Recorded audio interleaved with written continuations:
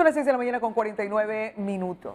Ya se encuentra nuestro primer invitado para entrevistas en vivo en el set, Clever Carrión, presidente de la Cámara de Comercio. Vamos a referirnos a propósito a las cifras del empleo y subempleo, ya que ya en este octubre, desde el INEC, nos entrega las cifras correspondientes en relación al año anterior.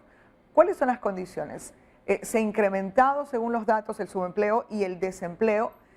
Y eso que todavía no se analizan las consecuencias de la última paralización, que ya muchos empresarios han señalado que esto perjudicaría y que en muchas ocasiones o en muchos de los casos deberían tomar decisiones fuertes como la de dejar de tener el personal suficiente porque no van a tener con qué pagar. Hay muchos negocios que viven mes a mes. Hay las grandes empresas o grandes industrias que pueden tener un colchón un poco más fuerte, pero el tipo de negocios que tenemos en Santo Domingo tiene ciertas características que es más cercano, a corto plazo, y eso definitivamente imaginamos que un análisis posterior tendrá que afectar. Pero analicemos estas cifras que el INEC ha publicado para ese octubre, con relación al año anterior y con relación a los años anteriores. Clever, muy buenos días, bienvenido. Muchísimas gracias por la invitación. Sí, en efecto, es de preocupación porque se nota un incremento en el sector del desempleo. Eso es lo que hay que ir un poco poniéndole en la dinámica que hay que hacer el análisis. Lo uno y lo otro, porque a veces con el subempleo... Subempleo, claro, es una persona que tiene empleo, pero no tiene la continuidad en el empleo. Es decir, una persona que trabaja una semana, la próxima semana ya no lo hace. Y el desempleado totalmente, aquella persona que no tiene empleo.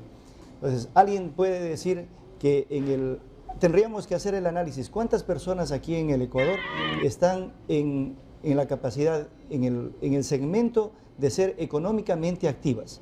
Alrededor de 12.500.000 personas somos económicamente activas, es decir, entre 15 años a 60 años, personas que estamos con la capacidad de trabajar. Okay. De este segmento, de los 12.500.000, estoy dando cifras globales que se acercan mucho a la cifra dada por el INEC. Entonces estoy solo sacando picos, ¿no?, para hacer un análisis mucho más breve. De este sector, de esta población, de estos 12.500.000 habitantes, 400.000 personas están en desempleo total.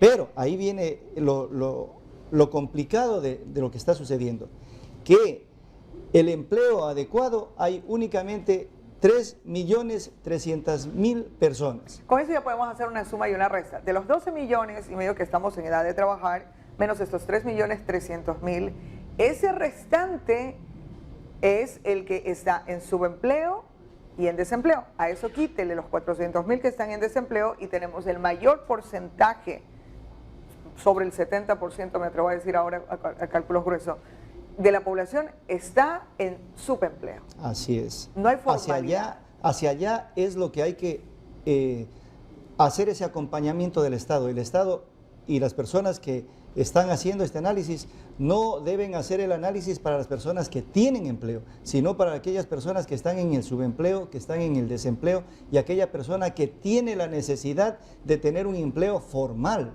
Porque si no motivamos y no acompañamos a la formalidad, ahí se nos viene un problema gravísimo. Ya, y ese problema gravísimo, coloquémoslo allí, en ese subempleo, réstele los 12 millones, réstele los 3.300.000, réstele los 400, y esa brecha que está en el subempleo, nosotros lo tenemos bastante aquí a través del comercio informal, que es una alternativa que toma. Claro, justamente. Sí, y es que las personas tienen que buscar una alternativa por el ánimo de supervivencia que tiene el ser humano. Entonces, en la medida de que no se haga ese acompañamiento y no se lo quiera sacar a esta persona de esta informalidad y formalizar, porque ¿qué pasaría si el escenario no cambia? En los próximos años, se va a incrementar. Hay un dato que a mí me llamó tanto la atención, es de que el tema del desempleo formal y la informalidad está casi equiparado. ¿Qué es decir, el desempleo? Las personas que tienen empleo bajo dependencia o en su defecto ejercen una actividad económica con RUC, el 46.6% 46.5% de la actividad formal y el 46.7% de la actividad informal, es decir, 2 puntos supera la actividad informal. Entonces, alguien puede decir, sí, en efecto, no significa más nada, no es de preocupación. El asunto es de que estamos incrementando la actividad informal, es decir, aquella persona que se va a trabajar con una persona que no tenga RUC, que no tenga una actividad, y eso quiere decir que él tampoco le da todas las prestaciones, es decir, estamos entrando en una informalidad, tanto por un lado del empleador y tanto por el otro lado del empleado. Ahora, cuando usted no tiene trabajo, ya no se exige nada, sino que tener la posibilidad de tener algún ingreso económico al mes.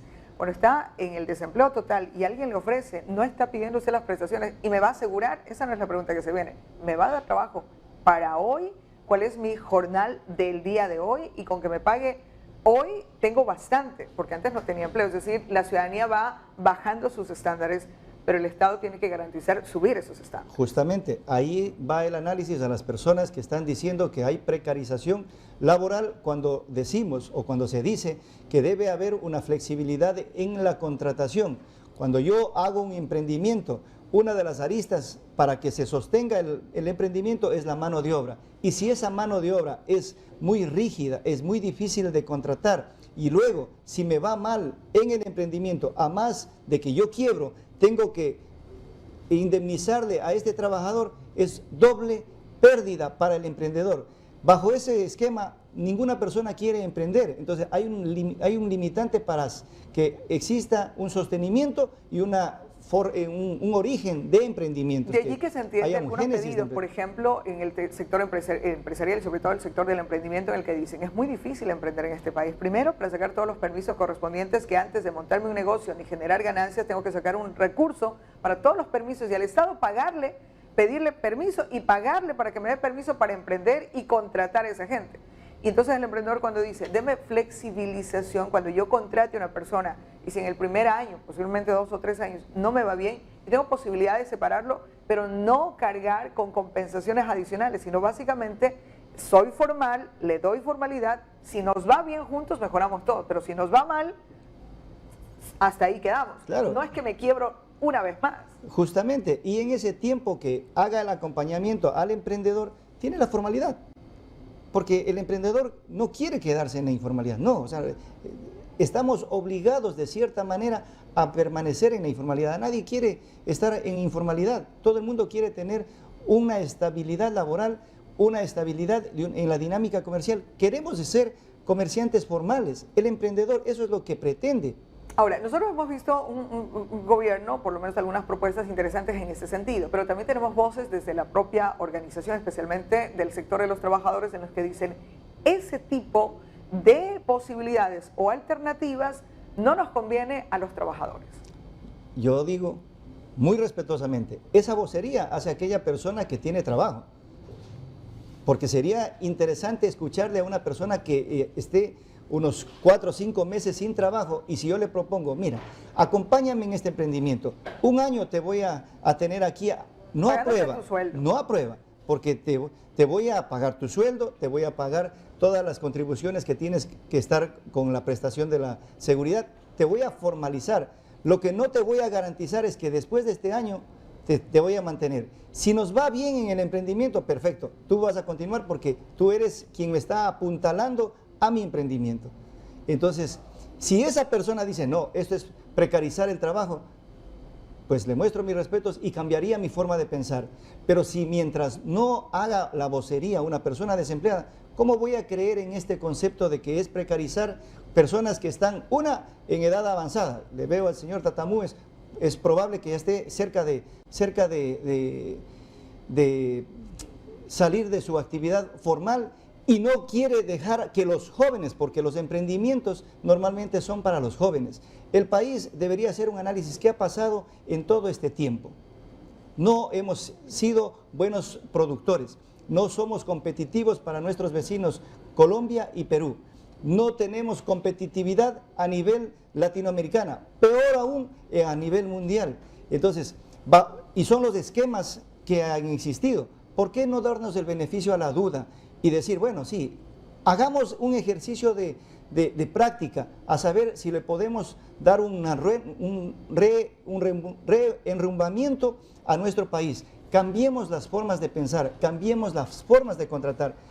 No precaricemos, pero sí flexibilicemos la relación entre empleado y empleador. No estoy diciendo empresario, eso es lo que hay que cuidar mucho, porque estos grupos que están desde el otro lado, si podemos decirlo así, le determinan al empresario porque quieren segmentarnos más entre los ricos y los pobres. No, aquí tenemos que estrechar la línea de los pobres. Y tú tienes una buena idea, tienes algo de ahorritos por ahí y quieres montarte tu propio negocio. Al comienzo no tienes las utilidades. No es el mismo tratamiento alguien que va a comenzar, alguien que está invirtiendo, con alguien que ya tiene una empresa formal, sólida, consolidada, que no podría incorporarse a estos mecanismos o a estos modelos de relación laboral. Y justamente aquí yo hago el análisis. Son 76.431 personas que en este último año están desempleadas. Salieron de un empleo. Es decir, tuvieron un empleo, pero en este momento ya no tienen empleo. ¿Qué están haciendo aquellas personas? Y eso responde a que el Estado está reduciendo. Las empresas, al no ser competitivas, también reducen el personal. Eso quiere decir que tanto el Estado como el sector privado está despidiendo gente. Entonces necesitamos revertir esta línea de pensamiento que nos hemos mantenido para hacer algo por esta gente, para que ya no siga incrementándose. Los 76.000 personas, a esto hay que sumarles las personas que se agregan o se están incorporando a la población económicamente activa, que cada año son más. Aquellas personas que este mismo momento tienen 14 años y el próximo año serán parte de esta estadística y no van a tener qué hacer. Por otro lado, allá hay que... el emprendimiento que nosotros estamos acostumbrados y en Santo Domingo nosotros tenemos es un emprendimiento de subsistencia. Eso quiere decir, yo, ama de casa, no tengo condiciones, resulta que tengo la intención y lo que salgo a vender es mi madurito con queso al frente de mi casa. Pero ¿qué pasa? Y es correcto y está bien y hay que buscar mecanismos. Pero no estamos acelerando ese emprendimiento dinámico, que es un emprendimiento más sostenido, tirando al tema empresarial y en algún momento crecer, que es donde sí podemos generar fuentes de empleo posiblemente y que lastimosamente con el marco jurídico que actualmente tenemos no le permitimos que esa situación se dé. Es decir, nosotros, los propios ciudadanos, con estos discursos más que prácticos, estamos haciéndonos el propio harakiri nosotros mismos. Es así. El análisis está dado, no creo que habría que aumentar análisis porque es muy práctico lo que acaba de decir. Y más de práctico es vivencial. Eso es lo que pasa en aquella persona emprendedora que quiere gestar aquí un negocio y el mismo Estado se encarga de ponerle límites. Y uno de los límites mayores, dicho no por Clever Carrión, sino porque los estudios dicen así, es la contratación laboral, esa relación entre el empleado y el empleador. Eso es lo que no está permitiendo. Una de las aristas, pero una arista muy fuerte es el tema de la relación laboral. Ahora, vayamos al territorio para finalizar esta entrevista. Santo Domingo tiene enorme potencialidad. Nosotros hemos visto algunas empresas, organizaciones que se denominan coworking, por ejemplo, que tratan de ayudar a los emprendedores que van pensando a futuro, pero que se topan con esta dinámica y que nos topamos también con el discurso aquí mismo, con las organizaciones de trabajadores que hablan de esa flexibilización y que hablan o que la relacionan con la precarización laboral. Y aprovechando el entorno o las circunstancias que tenemos luego de la paralización y la cercanía entre el gobierno y el sector indígena, será de ir también los territorios hablando, encontrándonos empresarios, trabajadores, qué posibilidad de abrir esa brecha, por ejemplo, desde la Cámara de Comercio, sentarnos con el FUT, sentarnos con estos líderes que tienen sus discursos, por alguna cosa tendrán, pero para ver si encontramos acuerdos desde los territorios. Siempre y cuando haya honestidad intelectual, que vengan despojándose de ese espíritu político, se puede llegar a acuerdos que no les beneficien únicamente al que hace la vocería, sino por el contrario, que beneficie y que piensen en cifras, porque estas cifras no son hechas por las cámaras como se están diciendo. Es que el gobierno está con las cámaras. No, nosotros la cámara no estamos ni con el gobierno. Y yo siempre insisto, yo no voté por este gobierno, he defendido la democracia y defiendo la parte técnica. Cuando la gente estudia y da proyecciones técnicas que dicen que la relación laboral que tenemos en este momento en el Ecuador es muy rígida, que no nos permite dinamizar la actividad productiva, no nos permite dinamizar la actividad comercial. Y un dato más, de todo esto, el 80% está dado de la masa laboral, cada 100 plazas de empleo, el 80% sale del sector privado. Es decir, el 20%, hay gente que hace estudios y le baja al 17%, quiero ser generoso con el Estado, el 20% es mano de obra del Estado, el 80% es mano de obra privada. Entonces, ¿hacia dónde tenemos que enfocar los esfuerzos? Hacia el sector privado, no hacia los sindicatos, hacia donde quieren meternos esa idea de que lo que hemos vivido ha sido una buena vida. No, las consecuencias están aquí. Seguimos incrementando el desempleo, seguimos incrementando el subempleo. Cuando pase a la inversa y nos demos cuenta que más emprendimientos se sostienen, los emprendimientos, el ecuatoriano y todo ser humano no quiere quedarse estático, quiere siempre crecer. Es decir, si un emprendimiento nace con un empleado, es probable que si le va bien, se sostiene, al próximo año no tiene uno, tiene 2 o 3. Eso es crecimiento. Eso significa que estas cifras van a ir en decrecimiento. Eso significa que el ecuatoriano, que es trabajador en su esencia, va a tener trabajo. Hacia allá tendríamos que focalizar los análisis para tener medidas técnicas, no políticas, sino medidas técnicas que beneficien a quienes dicen estar representando. Cuando tienen un empleo, un salario y una estabilidad, no se representa así. Habría que hacer vocería pensando en aquellas personas que están en desempleo. Y claro, el que no tiene empleo no tiene el tiempo suficiente para estar en las reuniones y generar organización porque está buscando su forma de vida. Y hay un dicho y hay una frase que me parece que viene muy bien al caso. Primero, que tenemos resultados del año anterior hacia este en que ha aumentado el subempleo y el desempleo. Si quieres tener los mismos resultados, sigue haciendo las mismas cosas, pero si esperas resultados diferentes, no podemos seguir actuando de la misma manera y teniendo los mismos discursos.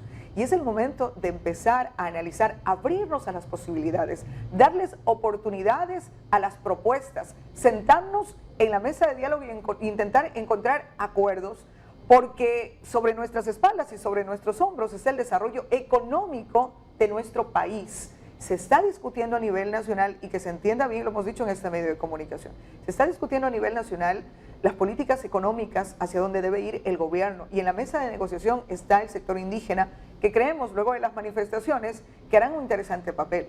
Pero el resultado de esas medidas nos van a afectar a todos, no es que nos vamos a quedar perfectos y a nadie nos va a tocar. La situación económica que vive el país es una situación en la que absolutamente todos los niveles, empresarios, trabajadores, emprendedores, amas de casa, estudiantes, todos los miembros de la casa vamos a tener algún tipo de afectación, porque económicamente nuestro país está en una delicada situación. Depende de nosotros cuál es nuestra predisposición, cuál es nuestra postura y cuál es nuestro compromiso de dejar nuestros discursos y nuestros intereses personales por ir pensando en cómo en grupo podemos ir desarrollándonos. Hay que hablar de estos temas, hay que transparentar y sobre todo hay que intentar llegar a acuerdos. Ojalá en Santo Domingo pudiésemos sentarnos en la misma mesa e ir encontrando algunas alternativas de solución, dejando las posturas individuales. Clever, queremos agradecerle esta mañana porque siempre es interesante platicar con usted. Muchísimas gracias por la invitación. Clever Carrión, presidente de la Cámara de Comercio, a propósito de las cifras de empleo, de desempleo y de subempleo en nuestro país. 7 de la mañana con 8 minutos. Hacemos una pausa para comerciales.